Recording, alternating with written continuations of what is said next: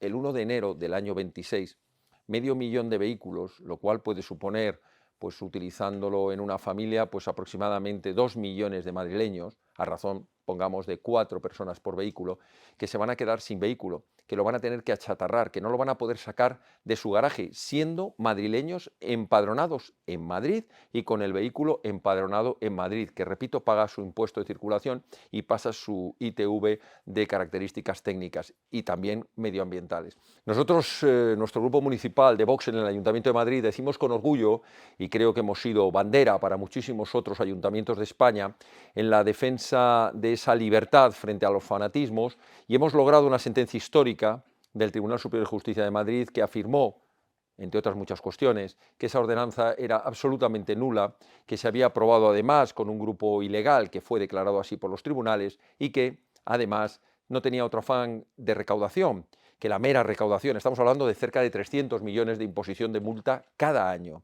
Si de verdad hiciera falta, por motivos medioambientales, unas actuaciones, como se nos dice, para preservar nuestra magnífica calidad del aire, por cierto, magnífica calidad del aire, mucho antes de que existiera el Madrid Central de Carmena o el Madrid 360 de Almeida o de Carmeida, pues hagámoslo de manera quirúrgica. En aquellos episodios que son entre 7 y 14, en la que los técnicos nos dicen que se producen fenómenos de inversión térmica, la famosa boina sobre Madrid, en que puede aumentar algo la contaminación en nuestra ciudad, apliquemos medidas quirúrgicas esos días concretos y en esas zonas concretas de Madrid, y no una restricción generalizada 365 días al año y con multas e imposiciones todo el año. Es un auténtico fraude de ley, no es más que una apariencia de tasa en lo que no es más que un IBI punto 2, es una tasa que en modo alguno busca, como pretende decirse, o como decía la ley que debía cumplir, el incentivo de la separación y el reciclaje, nada que ver,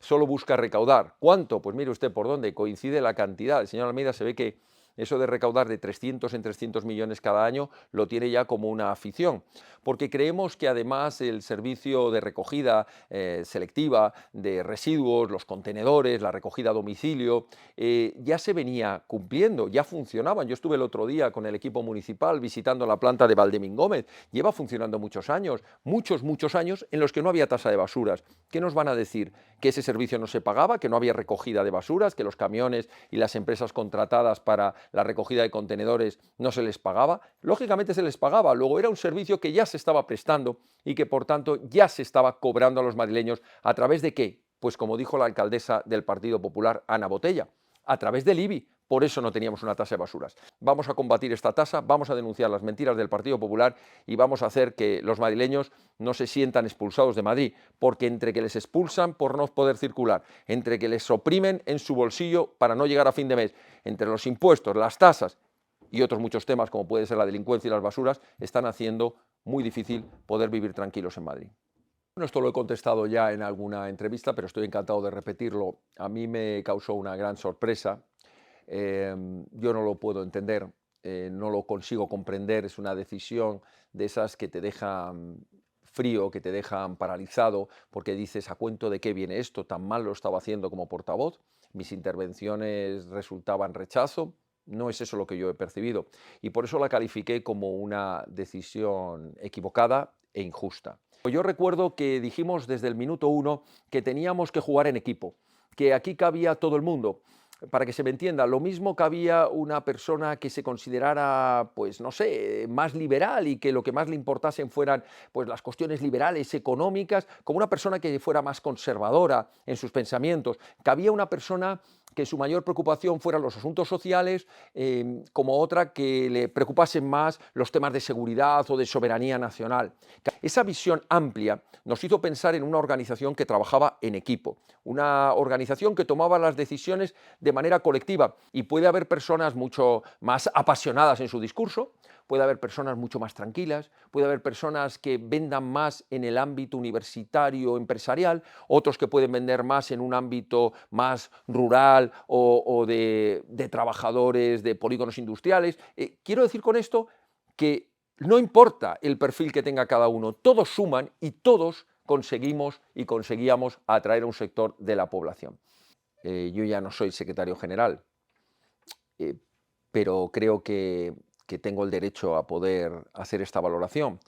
Y no porque me crea más listo que nadie, sino simplemente porque he estado en los mismísimos orígenes y en el día a día durante los últimos 9 años de este partido. Entonces puedo hablar con humildad, pero también con conocimiento y con firmeza de por qué nació Vox, para qué nació Vox y qué tipo de personas se acercaron a Vox. Y por eso hago este tipo de valoraciones y lo hago, y espero que se entienda así, con un carácter absolutamente constructivo. Yo no creo en las banderas de las marcas ni en los personalismos. Vox es una herramienta al servicio de los españoles, pero una herramienta, no un fin en sí mismo. Y decíamos incluso que ojalá un día no fuera necesario Vox y se pudiera disolver. ¿Por qué? Porque haya cumplido su objetivo, porque haya logrado el objetivo de que España y los españoles nos mantengamos unidos, no haya una amenaza contra su unidad, no haya una amenaza contra su Estado de Derecho, no haya una amenaza contra las libertades. Y le puedo afirmar que cuando en alguna ocasión he intentado poner en evidencia algunas de estas cuestiones que a mí me preocupaban, pues no ha habido mucha fortuna. Podríamos decir que mi opinión, que antes sí se tenía en cuenta, ahora no se tiene en cuenta. No veo por qué tengo que hacerlo. Yo creo que, como cualquier afiliado, pero en este caso siendo uno de sus fundadores, siendo quien ayudó a construir esta organización desde la responsabilidad de Secretaría General durante más de 7 años, habiendo aportado, creo que junto con otros muchos, faltaría más, pero habiendo sido pues una pieza fundamental en la construcción de este proyecto, pues no veo ninguna razón por la que me tenga que marchar. Y no lo voy a hacer porque sigo creyendo que además Vox es muy útil para el servicio de España. Vox tiene que ser una herramienta de verdad de reconstrucción nacional, tiene que ser una herramienta que nos permita, en primer lugar, echar a Sánchez. Bueno, es evidente que yo conocí a un Santiago Abascal hace 20 y tantos años, que no es exactamente el mismo Santiago Abascal que yo conozco ahora. O lo es, al menos puede que en su persona y en su interior no lo haya cambiado, pero sí en su forma de actuar, sí. Ya digo que yo hay cosas de las decisiones que se toman en Vox que no las puedo entender. No las puedo entender, y si las comparo con lo que se decía y lo que se pensaba hace años, me cuesta mucho comprenderlas. Me cuesta mucho comprenderlas. Evidentemente alguien ha cambiado. Yo lo que puedo decir es que yo sigo diciendo lo mismo, que yo sigo pensando lo mismo y que yo sigo actuando de la misma manera que hace 20 años. Pues mire, como diría aquel, ni las peores pesadillas hubiera imaginado cuando estábamos sentados en estrados acusando a los dirigentes golpistas, cuando teníamos las pruebas suficientes gracias a un magnífico trabajo de los servicios de información de la Guardia Civil y de la Policía Nacional, cuando logramos que se les condenase, jamás habría pensado que saldrían indultados, que saldrían amnistiados los que todavía no habían podido ser juzgados, y que el cabecilla de todos ellos, el cobarde prófugo de Puigdemont, estaría condicionando al gobierno de España, ni en las peores pesadillas, que es lo mismo que haber mandado un mensaje diciendo que ellos tenían razón, que los que no tenían razón eran los jueces, ni la acusación popular, ni los fiscales, ni la policía, ni los guardias civiles, ni los ciudadanos de bien que cumplimos la ley. Esos no teníamos razón. Tenían razón ellos, que se saltaron la Constitución, que pisotearon las instituciones, que quemaron vehículos, que tomaron las calles y que en definitiva pusieron a riesgo de ruptura la nación española. Ellos tenían razón, los equivocados éramos nosotros. Ese es el mensaje que se ha mandado. ¿Qué es lo que debería ser? Pues debería ser que esto fuera el fin del Partido Socialista, es decir, llevar a la ilegalización del Partido Socialista, considerar que el Partido Socialista es una organización criminal sostenida en el tiempo y con objetivos delictivos, que a lo largo de muchas décadas se ha dedicado, no ya como en los años 30 al asesinato de los líderes de la oposición, pero sí al robo sistemático de España, a la corrupción, a la estafa y a la mentira. Eso debería llevar consigo la ilegalización de un partido, porque no es un partido democrático, no es un partido que respeta las reglas del juego, y que no son hechos aislados, que cuando no es el Coldo es el Ábalos y cuando no es el Ávalo son otros. Pero la realidad es esa, y además que hay un conocimiento generalizado por el que es el presidente del gobierno y por todos sus ministros. Bueno, eso es lo que debería ser, que se sentaran en el banquillo, que fueran condenados, que pasaran muchos años en prisión y que se instase la ilegalización del Partido Socialista. ¿Qué es lo que desgraciadamente va a pasar? Pues que la Fiscalía está comprada y de quien depende, como dijo Sánchez, que los magistrados del Tribunal Constitucional están esperando ya si hay algún tipo de condena en su día para llevar a cabo sentencias en las cuales declaren que ha sido inconstitucional las pruebas, que salgan absueltos, que si son condenados sean amnistiados, que si son condenados sean indultados. Yo creo que lo que deberíamos tener claro es que cuando la izquierda brama en una dirección, casi siempre acierta si vas en la contraria. Si todos los partidos de la extrema izquierda de Valencia y con sus correligionarios en el Congreso están un día sí y otro también insistiendo en que tiene que haber elecciones, creo que lo correcto sería que no las hubiera. Pero para eso tiene que haber un acuerdo, lógicamente, y vuelvo a la necesidad, que no al deseo. Desde mi punto de vista, acordar con el Partido Popular, yo no tengo ningún interés, no me parece un partido fiable, ya lo he dicho, es un partido que miente y además es un partido que no está convencido de prácticamente nada. ¿Qué es lo que creo que debería lograrse? Pues un acuerdo entre Vox y el Partido Popular, entre el Partido Popular y Vox. ¿Y para eso qué se necesita? Pues se necesita que las razones del acuerdo, los pactos del acuerdo sean muy claros, se hagan públicos con negro sobre blanco, con lupa, y para que no haya ningún español que tenga ninguna duda. Para que si luego alguno incumple, y aquí tengo que señalar al Partido Popular, porque ya tiene experiencia en engañar en los acuerdos, como nos engañó cuando teníamos acuerdos de pactos en gobiernos regionales y hubo que romper con ellos porque impusieron un sistema de reparto de menas, una inmigración masiva, desordenada, ilegal, porque compraron las regularizaciones masivas a Sánchez.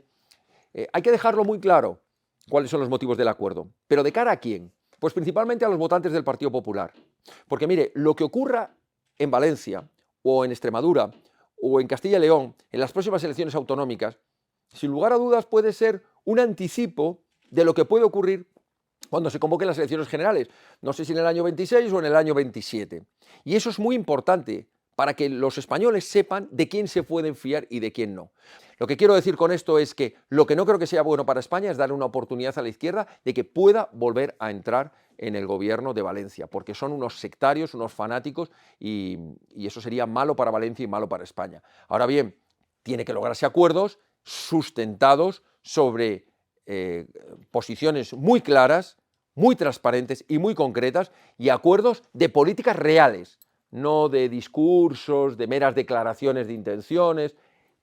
Calendario de actuaciones, se va a hacer esto, se va a aprobar esta ley, se va a derogar esta otra, se va a aprobar este presupuesto, se va a gastar en esto no, esto no se va a tolerar y por supuesto no podemos caer en ninguna de las grandes amenazas que tiene España, entre otras su inseguridad por culpa de esa nefasta política de fronteras abiertas. Y hay una serie de temas que tiene que entender el Partido Popular que Vox no va a claudicar, y es en seguir defendiendo una inmigración razonable, sensata, legal, en seguir defendiendo la igualdad de los españoles ante la ley sin imposiciones de la ideología de género y de la desigualdad de hombres y mujeres, o por ejemplo la libertad en la educación o la defensa del español en Valencia y por supuesto ponerle freno a ese intento de pancatalanismo. Yo no estoy hablando, aunque algunos malintencionados alguna vez han intentado a raíz de mis declaraciones tergiversarlo, en modo alguno se me ha pasado por la cabeza que exista una fusión entre Vox y el Partido Popular, ni siquiera una coalición electoral. Cada partido es muy diferente y defendemos cosas muy distintas en temas capitales. Yo lo que estoy diciendo es que al final existe una realidad que es incuestionable, tanto para el Partido Popular como para Vox, que ninguno de los dos a día de hoy tiene la mayoría suficiente para tener mayoría absoluta y gobernar en solitario. Porque cualquiera de los dos que lo tuviera no perdía ni un minuto. Le decía al Partido Popular, oye, si te gusta lo que defendemos bien y si no, pues vota en contra. Me da igual porque lo voy a sacar adelante. Y lo mismo dirá el Partido Popular de Vox. Pero ante una realidad incuestionable y ante una amenaza evidente de que vuelva a gobernar Sánchez, hay que lograr encontrar aquellos puntos en los que podamos coincidir.